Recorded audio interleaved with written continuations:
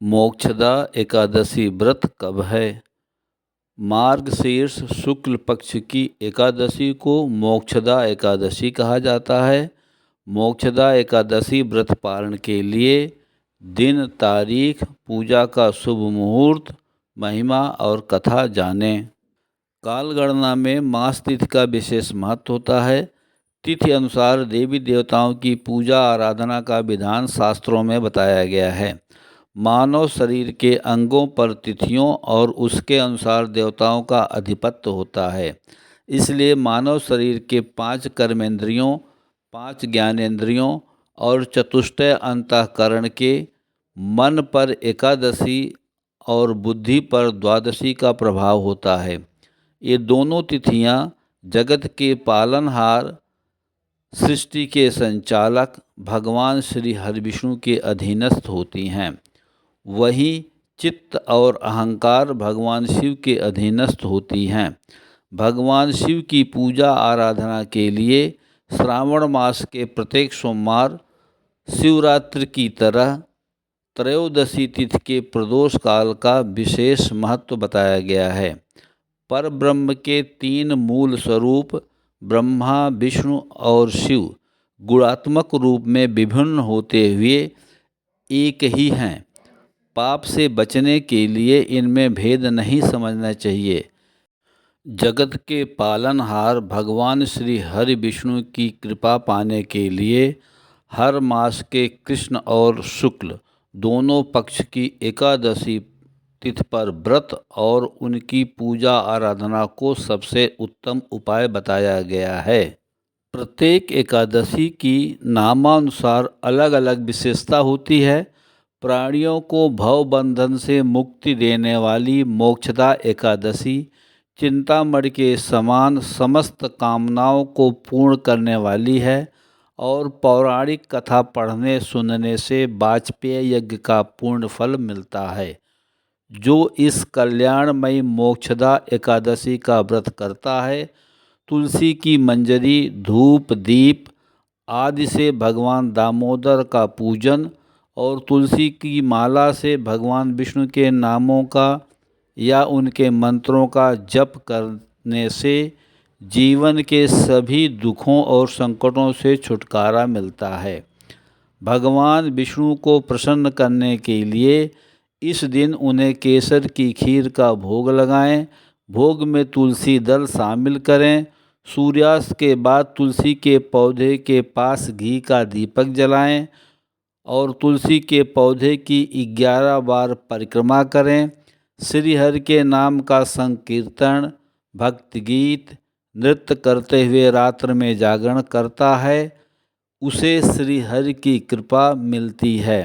समस्त पाप नष्ट हो जाते हैं और मनोवांछित फल की प्राप्ति होती है, साथ ही मोक्ष की प्राप्ति होती है।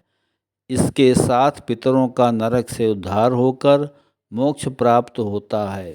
मार्गशीर्ष शुक्ल एकादशी के दिन ही कुरुक्षेत्र में भगवान श्री कृष्ण ने अर्जुन को श्रीमद् भगवत गीता का उपदेश दिया था।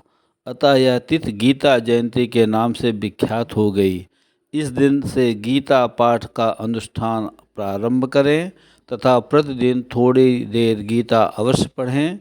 गीता रूपी सूर्य के प्रकाश से अज्ञान रूपी अंधकार नष्ट हो जाएगा। फिर भी स्वतंत्र मतानुसार देवी देवताओं की पूजा आराधना करते हैं। जानते हुए मन में विचार आया कि साधारण जन मानव कल्याण हेतु इस विषय पर वीडियो बनाकर सागामियों को एकादशी व्रत रखने और उस दिन भगवान श्री हरिविष्णु की पूजा आराधना करने की प्रेरणा करें। पूजा आराधना के लिए काल गणना में तिथि और दिन की तरह समय का विशेष महत्व होता है। धार्मिक ग्रंथों और शास्त्रों में वर्णित है कि दिन में सही समय में की गई पूजा देवी देवता स्वीकार करते हैं। दिन में 5 बार पूजा करने का समय बताया गया है। पहली पूजा ब्रह्म मुहूर्त में प्रातः 4:30 से 5 बजे के बीच, दूसरी पूजा प्रातः 9 बजे तक, तीसरी दोपहर 12 बजे तक, चौथी संध्या पूजा शाम को 4:30 से शाम 6 बजे के बीच और पांचवी पूजा शयन पूजा रात 9 बजे तक उचित बताया गया है। दोपहर 12 बजे से 3 बजे के बीच के समय को अभिजीत मुहूर्त कहा जाता है। यह नारायण का समय होता है जब कोई अपने पितरों का तर्पण करता है। इस समय अतृप्त आत्माएं मंदिर के आसपास भटकती रहती हैं। योग सिद्धांत अनुसार मानव शरीर में प्राण ऊर्जा का आवागमन सूर्य नाड़ी, चंद्र नाड़ी और सुषुम्ना नाड़ी द्वारा होता है। जब सूर्य नाड़ी और चंद्र नाड़ी दोनों एक साथ चल रही हों तो इसे सुषुम्ना नाड़ी का चलना कहते हैं। तीनों नाड़ियाँ क्रमबद्ध में लगभग 50-50 मिनट की अवधि के लिए सतत दिन रात चलती रहती हैं। सुषुम्ना नाड़ी के दौरान पूजा पाठ और ध्यान लगाना श्रेष्ठ फलदायी होता है। सुषुम्ना नाड़ी दिन में कई बार चलती है। ब्रह्म बेला और गोधूल बेला में केवल सुषुम्ना नाड़ी चलने के कारण पूजा पाठ और ध्यान लगाया जाता है। ब्रह्मांड के सौर मंडल में उपस्थित ग्रहों की सूर्य की सतत परिक्रमा करने के कारण अमावस्या तिथि और पूर्णिमा तिथि को क्रमशः सूर्य और चंद्रमा का प्रभाव पृथ्वी पर अधिक होने के कारण वायुमंडलीय दबाव ज़्यादा हो जाता है और उसके बाद घटते क्रम में एकादशी तिथि को वायुमंडलीय दबाव सबसे कम हो जाता है, जिसकी अनुभूति पृथ्वी पर उपस्थित जल स्रोत जैसे नदियों और समुद्रों में उठने वाले उग्र और अधिक ऊंचाई की लहरें, जिसे ज्वार भाटा के नाम से जाना जाता है, किया जाता है। उसी तरह मानव की आत्मा और मन भी प्रभावित होता है। मानव जो कुछ भी खाता पीता है उसकी अनुभूति उसके मनमय कोष द्वारा चौथे दिन हो पाता है। इसलिए एकादशी तिथि के दिन अधिक जल तत्व वाले भोज्य पदार्थ जैसे चावल और नमकीन युक्त भोजन ग्रहण करने के बजाय फल को ग्रहण करते हैं। मोक्षदा एकादशी पूजा का शुभ मुहूर्त। कालगणना में हिंदू पंचांग के अनुसार अगहन या मार्गशीर्ष मास के कृष्ण पक्ष की मोक्षदा एकादशी तिथि की शुरुआत 30 नवंबर को रविवार की रात 9:29 पर होगी और एकादशी तिथि का समापन 1 दिसंबर सोमवार को रात 7:01 पर होगी। इसलिए एकादशी प्रकार अनुसार मोक्षदा एकादशी 1 दिसंबर सोमवार को मनाई जाएगी। मोक्षदा एकादशी व्रत का पारण। एकादशी व्रत का पारण व्रत रखने के अगले दिन सूर्योदय और हरिवासर समाप्ति के बाद द्वादशी तिथि पर करना चाहिए। अतः अगहन महीने के कृष्ण पक्ष की मोक्षदा एकादशी का पारण 2 दिसंबर मंगलवार को सूर्योदय सुबह 7 बजे से लेकर सुबह 9:05 के बीच किया जाएगा।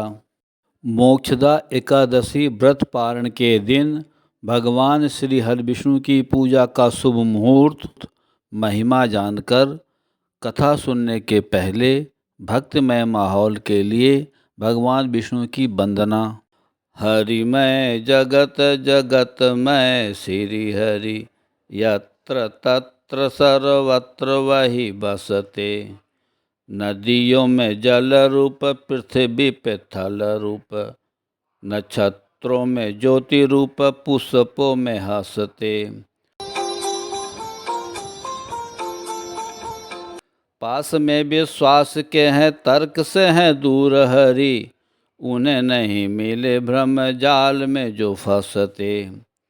इस उस से जो पूछे निज घट में न ढूंढे, ऐसे मूढ़ हरि के दरस को तरसते, ऐसे जीव हरि की कृपा को तरसते, ऐसे जीव हरि की कृपा को तरसते।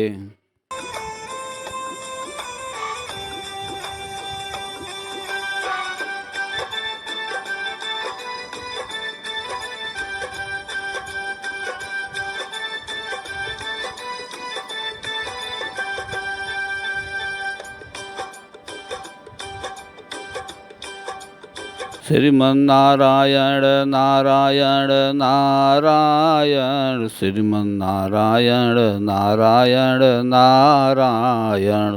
लख 84 भोग के तूने यह मानव तन पाया, रहा भटकता माया में कभी पूजा व्रत नहीं किया। रख ले एकादशी व्रत, रख ले एकादशी व्रत, रख ले एकादशी व्रत, भजले नारायण नारायण नारायण। हरि विष्णु मौका दे बार बार, व्रत करो एकादशी, चले आओ मेरे द्वार, व्रत करो एकादशी, व्रत करो एकादशी, व्रत रखो एकादशी। मैं रोज हरि गुण गान करूं, एकादशी व्रत जरूर करूं, पूजा पाठ करूं तुम्हें याद करूं, योगासन में तेरा ध्यान करूं। इतने भक्तों के रक्षक तुम, मेरा उद्धार करोगे कभी न कभी। यदि नाथ का नाम दया निधि है, तो दया तो करेंगे कभी न कभी। संसार का सुख दुख देख लिया, मैंने जान लिया हरि नाम लिया। तेरे सिवा ना कुछ मेरा, प्रभु ध्यान दोगे कभी न कभी। यदि नाथ का नाम दया निधि है, तो दया तो करेंगे कभी न कभी। भगवान की वंदना के बाद उनकी कृपा पाने के लिए मोक्षदा एकादशी व्रत कथा। भगवान श्री कृष्ण ने धर्मराज युधिष्ठिर के आग्रह पर मार्गशीर्ष माह के शुक्ल पक्ष में आने वाली मोक्षदा एकादशी की महिमा, पूजा का विधान और कथा इस प्रकार उन्हें सुनाया। यह व्रत मोक्ष देने वाला तथा चिंतामणि के समान सब कामनाएं पूर्ण करने वाला है, जिससे आप अपने पूर्वजों के दुखों को खत्म कर सकते हैं। मोक्षदा एकादशी के पौराणिक कथा का महात्म्य मैं तुमसे कहता हूँ, ध्यानपूर्वक सुनो। प्राचीन काल में गोकुल नाम के नगर में वैशाख नामक राजा राज्य करता था। उसके राज्य में चारों वेदों के ज्ञाता ब्राह्मण रहते थे। वह राजा अपनी प्रजा का पुत्रवत पालन करता था। एक बार रात्र में राजा ने अपने स्वप्न में देखा कि उसके पिता नरक में हैं। उसे बड़ा आश्चर्य हुआ। प्रातः वह विद्वान ब्राह्मणों के पास गया और अपना स्वप्न सुनाया। कहा, मैंने अपने पिता को नरक में कष्ट उठाते देखा है। उन्होंने मुझसे कहा कि हे पुत्र, मैं नरक में पड़ा हूँ, यहाँ से तुम मुझे मुक्त कराओ। जब से मैंने यह वचन सुने हैं, तब से मैं बहुत बेचैन हूँ। चिंता में बड़ी अशांति हो रही है। मुझे इस राज्य, धन, पुत्र, स्त्री, हाथी, घोड़े आदि में कुछ भी सुख प्रतीत नहीं होता। क्या करूँ? राजा ने कहा, हे ब्राह्मण देवताओं, इस दुख के कारण मेरा सारा शरीर जल रहा है। अब आप कृपा करके कोई तप, दान, व्रत आदि ऐसा उपाय बताइए जिससे मेरे पिता को मुक्ति मिल जाए। उस पुत्र का जीवन व्यर्थ है जो अपने माता पिता का उद्धार न कर सके। एक उत्तम पुत्र जो अपने माता पिता तथा पूर्वजों का उद्धार करता है, वह 1000 मूर्ख पुत्रों से अच्छा है। जैसे एक चंद्रमा सारे जगत में प्रकाश कर देता है, परंतु हजारों तारे नहीं कर सकते। ब्राह्मणों ने कहा, हे राजन, यहाँ पास ही भूत, भविष्य और वर्तमान के ज्ञाता पर्वत ऋषि का आश्रम है। आपकी समस्या का हल वे जरूर करेंगे। ऐसा सुनकर राजा मुनि के आश्रम पर गया। उस आश्रम में अनेक शांत चित्त योगी और मुनि तपस्या कर रहे थे। उसी जगह पर्वत मुनि बैठे थे। राजा ने मुनि को साष्टांग दंडवत किया। मुनि ने राजा से सांगोपांग कुशल पूछी। राजा ने कहा कि महाराज, आपकी कृपा से मेरे राज्य में सब कुशल है, लेकिन अकस्मात मेरे चित्त में अत्यंत अशांति होने लगी है। ऐसा सुनकर पर्वत मुनि ने आंखें बंद की और भूत विचारने लगे।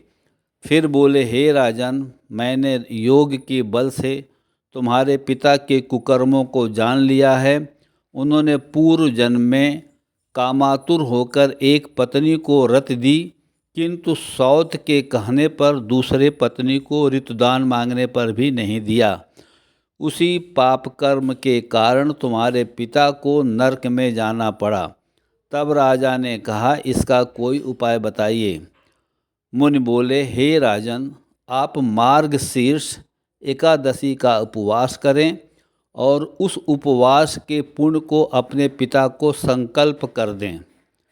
इसके प्रभाव से आपके पिता की अवश्य नरक से मुक्ति होगी। मुनि की ये वचन सुनकर राजा महल में आया और मुनि के कहने अनुसार कुटुंब सहित मोक्षदा एकादशी का व्रत किया। इसके उपवास का पुण्य उसने पिता को अर्पण कर दिया। इसके प्रभाव से उसके पिता को मुक्ति मिल गई और स्वर्ग में जाते हुए वे पुत्र से कहने लगे, हे पुत्र, तेरा कल्याण हो। यह कहकर स्वर्ग चले गए।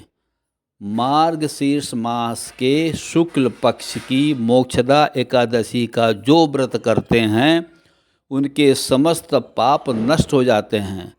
इस व्रत से बढ़कर मोक्ष देने वाला और कोई व्रत नहीं है। इस कथा को पढ़ने या सुनने से वाजपेय यज्ञ का फल मिलता है। यह व्रत मोक्ष देने वाला तथा चिंतामणि के समान सब कामनाएं पूर्ण करने वाला है। प्रिय दोस्तों, नमस्कार। मुझे आशा है कि मेरी यह लेटेस्ट पब्लिश्ड वीडियो आप सबको बहुत पसंद आई है। अतः घर में बैठकर इस वीडियो का आनंद लेने के बाद मेरे प्रयास को काइंडली लाइक और कमेंट्स करें तथा अपने नियरेस्ट एंड डियरेस्ट को शेयर करें।